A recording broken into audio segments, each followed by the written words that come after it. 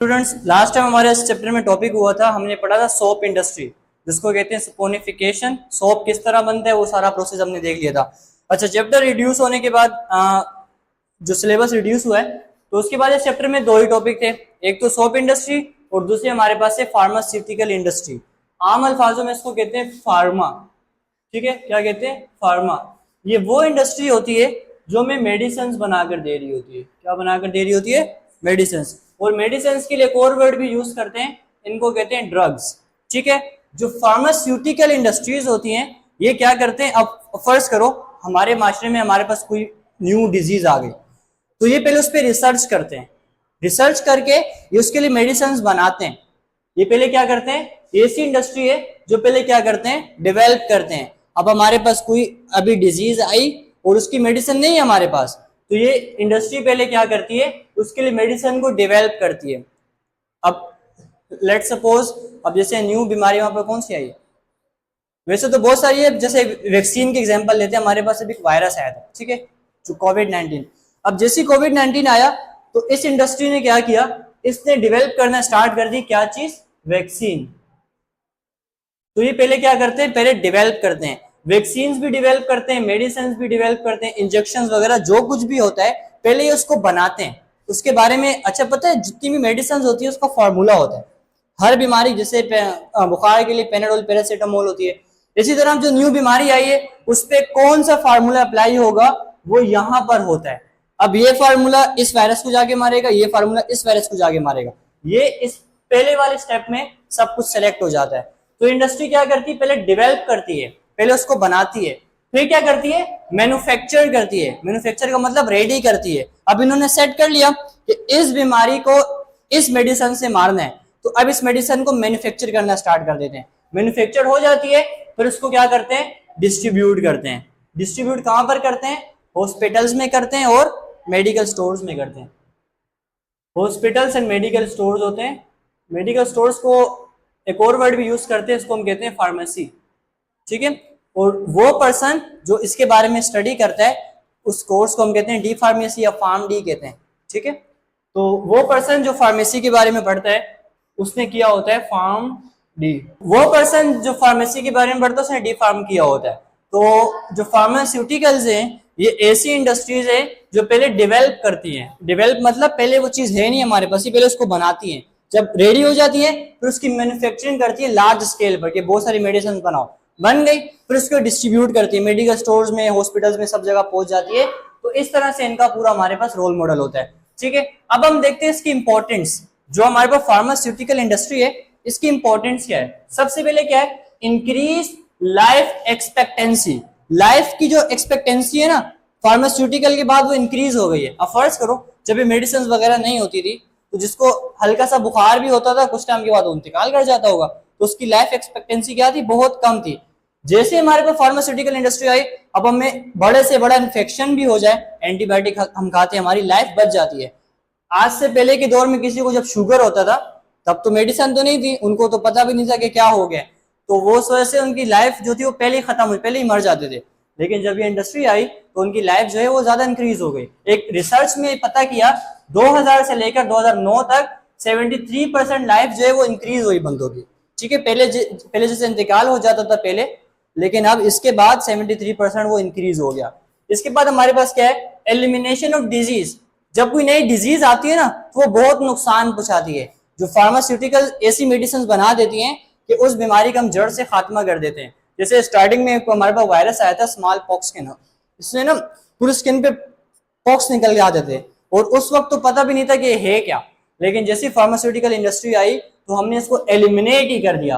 अब ये बहुत रेयर होता है कि किसी को स्मॉल पॉक्स हो जाए क्योंकि इसकी वैक्सीन लग जाती है। अभी तो ऐसा होता है कि जैसी बच्चे की पैदाइश होती है वैक्सीन लगाना स्टार्ट कर देते हैं, तो स्मॉल पॉक्स वगैरह जो कुछ है सबकी वैक्सीन लग जाती है। नेक्स्ट है हमारे पास रिड्यूस पेन।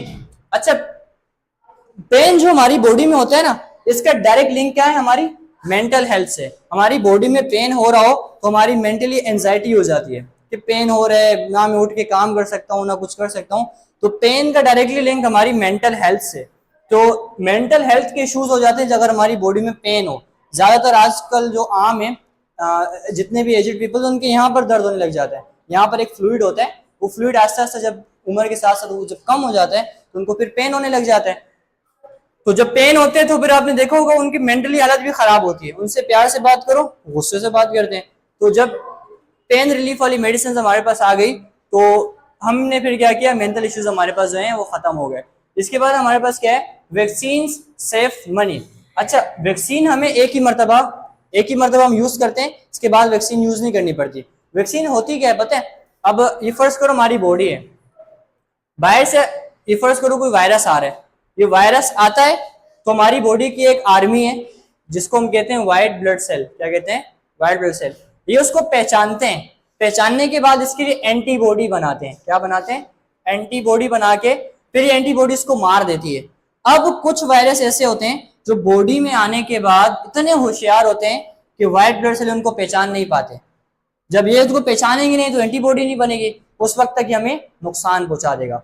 तो हम क्या करते हैं, हम वैक्सीन लगाते हैं। वैक्सीन पता है क्या होती है? यही वायरस है ना, अभी ये एक्टिव है। क्या है? एक्टिव। अभी जाएगा तो नुकसान पहुंचाएगा, हम इसको पकड़ कर क्या कर देते हैं, इनएक्टिव। अब ये नुकसान पहुंचा सकता है, इसको बॉडी में एंटर करते हैं। अब ये बॉडी में जो एंटर हुआ है ये एक्टिव है कि इनएक्टिव है? इनएक्टिव है। अब व्हाइट ब्लड सेल इसको पहचानने में 1 महीना लगा है या 1 साल लगा है, पहचान लेंगे आखिरकार और फिर क्या बना देंगे, एंटीबॉडी। तो एक ही मर्तबा वैक्सीन हम लगाते हैं। ये जो इनएक्टिव फॉर्म में हमने लगाया था ना, ये इसी को वैक्सीन कहते हैं। ठीक है, वैक्सीन हम एक ही मर्तबा लगाते हैं और उससे एंटीबॉडी बन जाती है, जिससे हमारे जो पैसे हैं वो क्या हो जाते हैं, सेफ हो जाते हैं। अगर कोई एंटीबायोटिक हम हो, कोई इन्फेक्शन हो जाए तो उसकी एंटीबायोटिक हम 1 हफ्ता यूज करते हैं, 2 हफ्ता, उसके बाद भी ठीक ना हो फिर भी यूज करते रहते हैं, लेकिन इससे हमारे जो पैसे हैं वो इतने वेस्ट नहीं होते। Reduce health care cost, health care की कॉस्ट जो है वो रिड्यूस हो गई है इससे। इसके बाद नेक्स्ट इंपॉर्टेंट हमारे पास इसकी क्या है, शॉर्टर हॉस्पिटल स्टे। हॉस्पिटल में स्टे जो का ड्यूरेशन शॉर्ट हो गया है, मतलब अब किसी का ऑपरेशन भी होता है 1-2 दिन में उसको डिस्चार्ज कर देते हैं। इससे पहले क्या होता था, जब फार्मास्यूटिकल्स नहीं थी तो उसको अपने पास ही रखते थे कि ये बंदा अगर बाहर जाएगा तो उस पर बैक्टीरिया अटैक कर सकता है, उसको एक अलग से माहौल में रखते थे, उसकी टेक केयर करते थे। अब तो भेज देते हैं, मेडिसिन दे देते हैं कि आप ये 1 हफ्ता खाओ आप ठीक हो जाओगे। तो इसकी वजह से हमारा हॉस्पिटल में जो स्टे होता था वो भी क्या हो गया, शॉर्टर हो गया। इसके अलावा इंडस्ट्रीज जहाँ होती हैं तो वहां पर क्या होती है, एम्प्लॉयमेंट होती है। ठीक है, लोगों को जॉब्स मिलती हैं। तो जो फार्मास्यूटिकल इंडस्ट्रीज हैं ये बहुत अच्छी खासी ह्यूज अमाउंट में होती है। ठीक है, इसके मैन्युफैक्चर प्लांट अलग होते हैं, ये वाला डिपार्टमेंट अलग होता है, ये वाला डिपार्टमेंट अलग होता है। इसका एक पूरा एक डिपार्टमेंट होता है जिसमें होते हैं हमारे पास साइंटिस्ट। ये साइंटिस्ट क्या करते हैं, ये रिसर्च करते हैं। फिर इसका डिपार्टमेंट अलग है जहां पर मेडिसिन बहुत ज्यादा स्केल में रेडी होंगी। फिर इसका डिपार्टमेंट अलग है जो इसको डिस्ट्रीब्यूट करके आएगा। तो अच्छी खासी हमें क्या मिल जाती है, जॉब्स की अपॉर्चुनिटीज मिल जाती है, एम्प्लॉयमेंट मिल जाती है। और लास्ट में क्या है, इकोनॉमिक इम्पैक्ट। अगर अच्छा, हमारे पास मेडिसिन भी 2-3 टाइप्स की होती हैं, एक इंटरनेशनल और एक होती है मल्टीनेशनल। इंटरनेशनल कौन सी होती है? इंटरनेशनल मतलब जो इतने ज्यादा मुल्कों में यूज ना होती हो। एक होती है नेशनल जो अपनी मुल्क में यूज होती है, इंटरनेशनल भी आस पास यूज करते हैं। मल्टीनेशनल ऐसी मेडिसिन होती है जो पूरी दुनिया में यूज होती है। जैसे एक कंपनी हमारे पास है जिसका नाम है GSK, इसका कभी नाम सुना है? हमारे पास जो पैनाडोल है वो इसी की है। तो ये वाली जो कंपनीज है ना जो मल्टीनेशनल होती हैं, ये क्या करती हैं, अपनी मेडिसिन बना के और मुल्कों को भी बेचती है। तो जब वो और मुल्कों को बेचेगी तो उसकी इकोनॉमी को फायदा होगा कि नहीं होगा? अब फर्ज करो हम मेडिसिन बनाए और हम अमेरिका को बेचें, अमेरिका के जो पैसे हैं वो कौन से वाले होते हैं, पाकिस्तानी रुपये होते हैं क्या? वो तो डॉलर्स होते हैं। तो वहां से हमें इकोनॉमी अच्छी खासी हमारी उससे फायदा होगा, तो इससे हमारी इकोनॉमी को भी इम्पैक्ट पड़ते हैं। तो ये सब हमारे पास इंपॉर्टेंस है फार्मास्यूटिकल इंडस्ट्री के। तो फार्मास्यूटिकल इंडस्ट्रीज क्या करती हैं, पहले ये लोग डेवलप करते हैं, फिर उसको मैन्युफैक्चर करते हैं, उसके बाद डिस्ट्रीब्यूट कर देते हैं। इसके बाद हमने इंपॉर्टेंस में देखी, इससे लाइफ की एक्सपेक्टेंसी इंक्रीज हो जाती है, लाइफ ड्यूरेशन बढ़ जाती है, एलिमिनेशन होती है डिजीजेस, उसके साथ साथ पेन रिड्यूस, मेंटल हेल्थ अच्छी हो जाती है, और वैक्सीन जो है वो लगाने के बाद हमारे पैसे बच जाते हैं। और इसके बाद हमने देखा कि हॉस्पिटल में स्टे जो है उसकी ड्यूरेशन भी कम हो गई और एम्प्लॉयमेंट भी बढ़ जाती है, और इससे हमारी इकोनॉमी को भी फायदा होता है। तो इस चैप्टर में 2 ही लेक्चर हैं। सो स्टूडेंट्स, आइए बच्चे से समझ में आए होगा। इंशाल्लाह मिलते हैं फिर नेक्स्ट लेक्चर में, तब तक के लिए अल्लाह हाफिज।